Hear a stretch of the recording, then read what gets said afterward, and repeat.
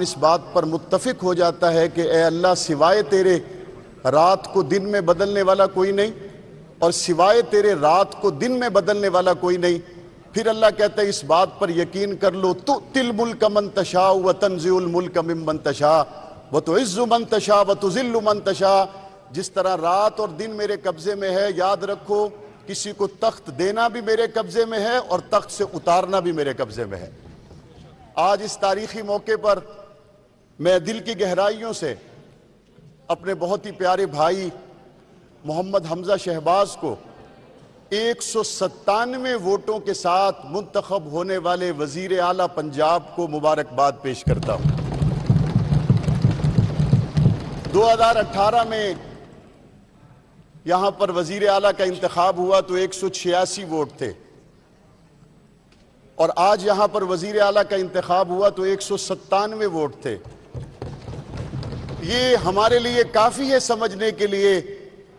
کہ حالات کی گرد و پیش کے سارے سرے اللہ کے ہاتھ میں ہیں اور اللہ ہی بہتر جانتا ہے کہ آنے والے وقت میں کیا ہونے والا ہے۔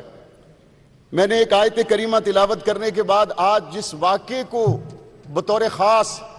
اپنے بھائی محمد حمزہ شہباز اور اپنے دوستوں کے لیے کوٹ کرنا چاہتا ہوں وہ حضرت سلیمان علیہ السلام کا واقعہ ہے۔ جب انہوں نے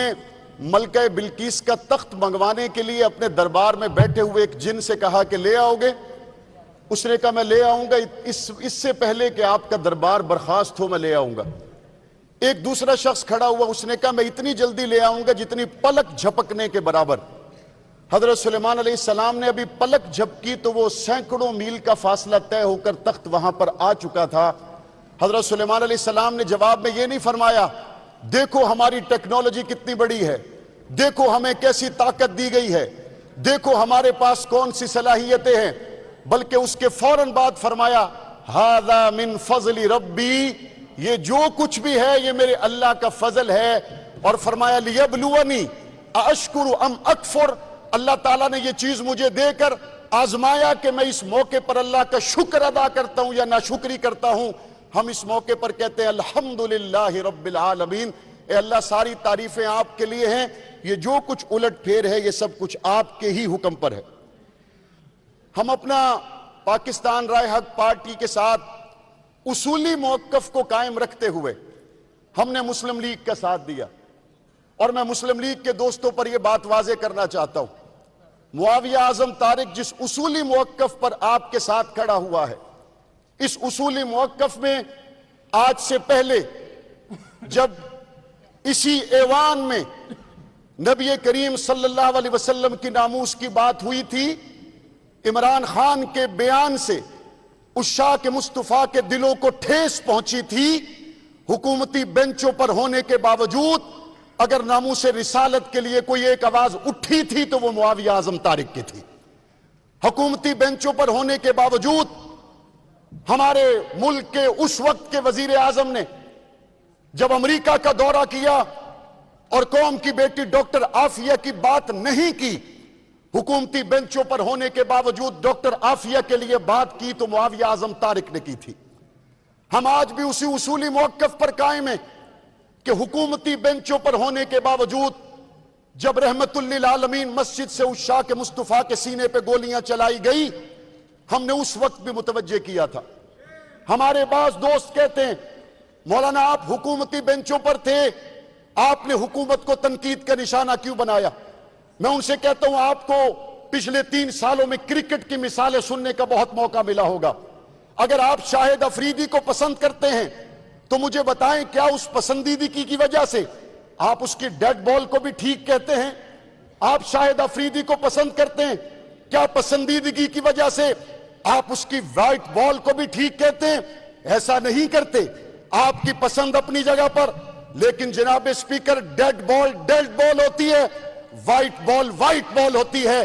عمران خان صاحب نے اقوام متحدہ میں رسول اللہ کی عزت کی بات کی، بہترین بال تھی۔ اقوام متحدہ سے نکلنے کے بعد اسلاموفوبیا پہ بات کی، بہترین بات تھی۔ یکساں قومی نصاب کی بات کی، بہترین بات تھی۔ لیکن حضور کی گستاخی کرنے والی آسیہ ملونہ کو رہا کرنے پر اگر کوئی مجھے کہے کہ میں اس کے موقف کو درست کہوں، میں آج بھی درست نہیں کہتا، میں قیامت تک درست نہیں کہہ سکتا۔ ہمارے لیے ہمارے نبی اقدس سے بڑھ کر کوئی شے نہیں۔ اور اس سے اگلی بات میں عرض کرنا چاہتا ہوں، جب آپ بات کرتے ہیں کہ جناب بہتر چیزوں کا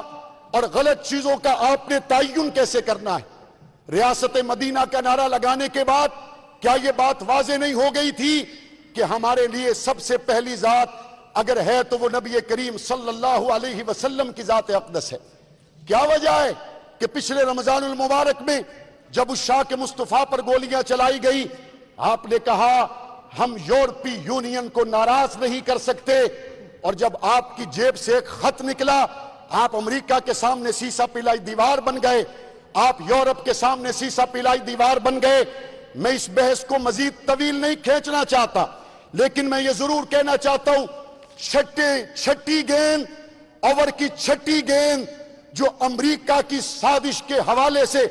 کپتان نے عوان کے کورٹ میں ڈالی ہے، جوڈیشل کمیشن کا مطالبہ فواد چودھری کی طرف سے کیا گیا، پارلیمانی کمیشن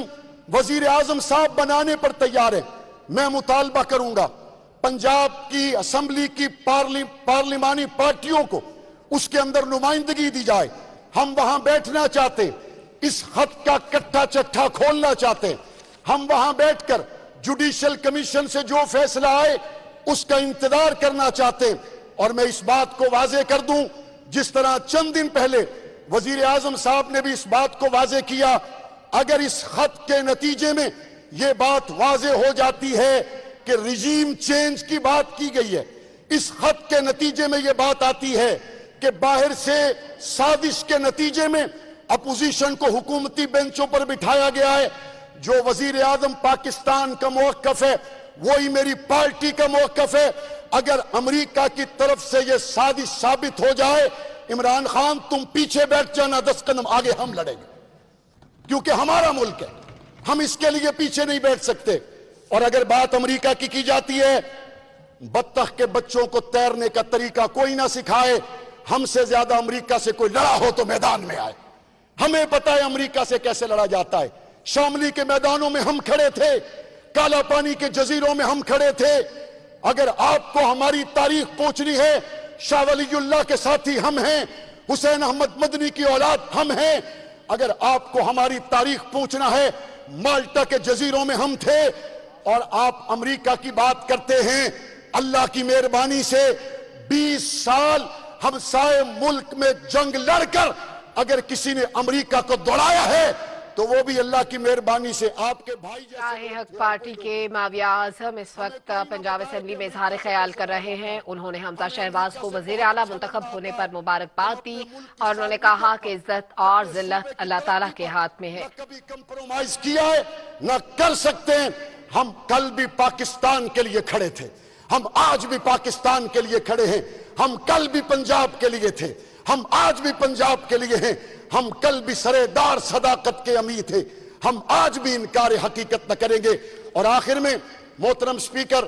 آج ہونے والے دلخراش واقعات کو اگر میں اپنی گفتگو میں ذکر نہ کروں تو نامناسب ہوگا۔ مجھے بہت تکلیف ہے، مجھے بہت افسوس ہے، آج اس ہاؤس کے اندر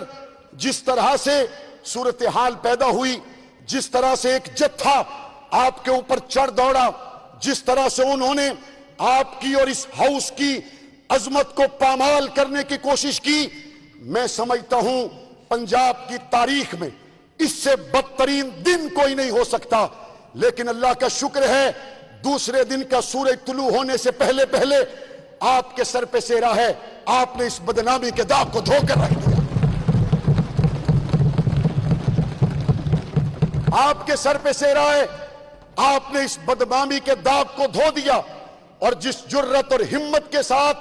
آپ نے آج پنجاب کے اس ایوان کے تقدس کو قائم رکھنے کے لیے اپنے جذبات کا کڑوا گھونٹ پی کر آج اس کارروائی کو مکمل کیا، آپ لائق صد تحسین ہیں۔ اور یہاں پر بات کی گئی، شاہ صاحب کی طرف سے بھی کی گئی، اور محترم وزیر اعلیٰ صاحب بھی کہہ رہے تھے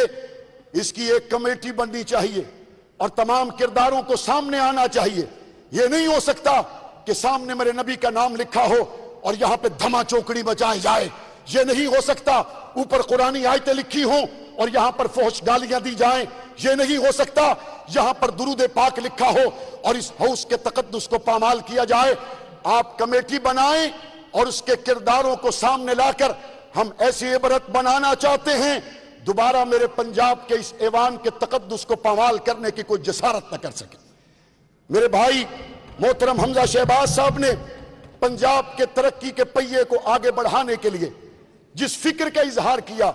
میں اپنی پارٹی کی طرف سے مکمل طور پر یقین دہانی کرواتا ہوں۔ محترم حمزہ شہباز صاحب، آپ کو پنجاب کی تعمیر و ترقی کے لیے، آپ کو پنجاب کے غریبوں کو کھانا پہنچانے کے لیے، پنجاب کے اندر محروموں لاچاروں کی آرزوؤں کو پورا کرنے کے لیے معاویہ اعظم طارق کی جہاں ضرورت ہوگی، میں اور میری پوری جماعت آپ کے شانہ بشانہ کھڑے ہوں گے۔ پاکستان زندہ باد، پنجاب پائندہ باد۔